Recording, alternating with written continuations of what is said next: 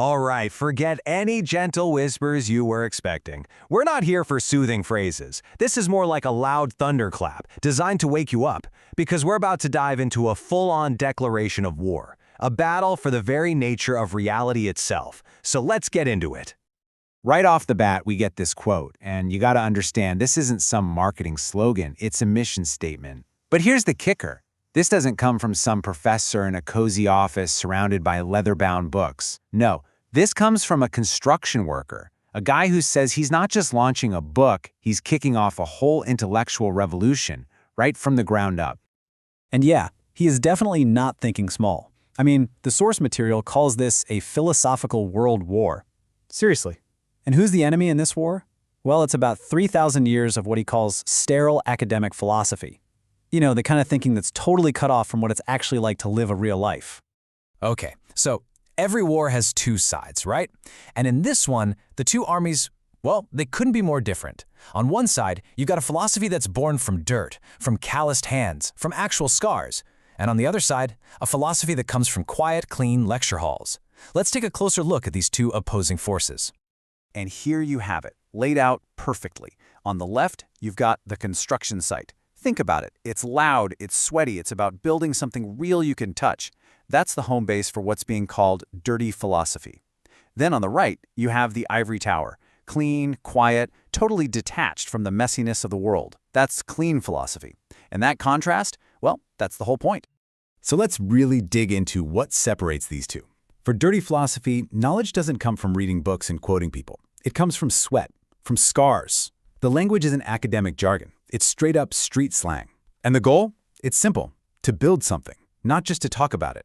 The source material has this great line, "He who analyzes, paralyzes. He who thinks, builds." It paints this picture of two archetypes, right?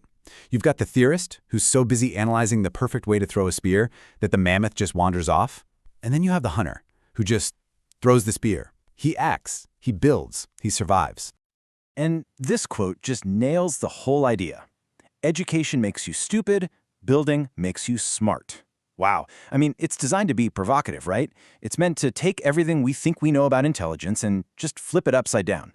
The whole argument here is that real smarts, that doesn't come from thinking about things in the abstract. It comes from the messy, hands-on, practical act of creating something. All right, you can't have a war without an arsenal. And in this philosophical battle, the weapons aren't what you'd expect. They're not guns or bombs. They're ideas, really radical new ways of looking at reality itself.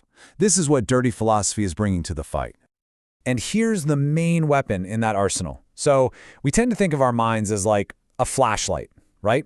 It just shines a light on a world that's already there. Well, this idea says, nope, throw that out. Your head isn't a flashlight, it's a projector. It's actively creating the movie that you call your reality and projecting it onto the screen of life. And this is absolutely key. The claim is that this isn't some nice metaphor or a feel-good self-help quote, no. The idea that attention plus thought equals reality is presented as straight-up physics, a fundamental law of the universe. Just think about the implications of that. It means your focused attention is the actual energy that burns your thoughts into reality. It's staggering. So how do you learn to use this projector? Well, there's a progression, a kind of training manual. It goes du wir ich. First is du, which means you. This is where you have the shocking realization that you're basically just a character in a story someone else wrote. Then you graduate to wir, or we. Here, you're a collaborator. You're learning how the system works, how to fix the projector. And the final stage is ich, which means I. This is where you become the sovereign, the director. You're not just in the movie anymore, you're writing the entire script.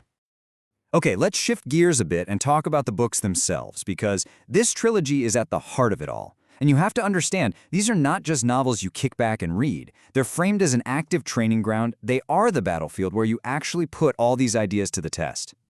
Yeah, see, they're not even called novels, they're called tools. A consciousness machine built to take your mind apart and put it back together. A disguised therapy that helps you deal with old wounds. And even a creator simulator where you get to practice building a new reality. It's supposed to be completely interactive, not something you just passively consume. And each book lines up perfectly with that do-we-rick progression we just talked about. Book A, that's the do phase. It's the diagnosis. It forces you to look in the mirror and see yourself as just a character. Book B, is the workshop, the weir phase. This is where you roll up your sleeves and learn to fix your projector, to break free from past stuff. And then there's book C. That's creative mode, the eek phase. That's when you finally sit down in the director's chair for good.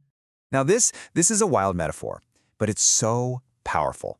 The book is designed to be a positive parasite.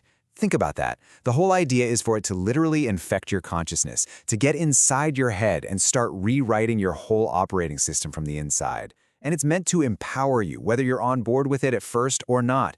It's an idea that's designed to get under your skin. Which brings us to the final part of all this. This is the endgame of this philosophical war. Because after all the talk about battlefields and projectors and parasites, the spotlight turns, and it turns directly on you, the person watching, the person listening. Because once you've been exposed to these ideas, everything changes. The source material actually calls you out with this question. It's a direct challenge. It's asking, if this stuff isn't for you, why are you still listening? Why are you still here? The implication is pretty clear. If you've made it this far, maybe, just maybe, this was meant for you all along. And that's the big takeaway. Being neutral, that's off the table now. Just by hearing these ideas, the head is a projector, the whole do-weary thing, you've been, in their words, infected. That positive parasite has found a host. You're no longer in the audience. You've been pulled onto the battlefield. And according to this way of thinking, just by sticking with us this long, a decision has already been made for you. You're in the story now. You're part of it. The only thing left to do is to pick your role. And you've only got two options. And that's where we leave it, with this one final powerful question. Are you going to be a witness? Just a passive observer watching the movie of your life play out however it was written? Or are you going to be an accomplice? Someone who grabs that projector, rips up the old script, and starts creating their own reality from scratch. That choice, that's all on you.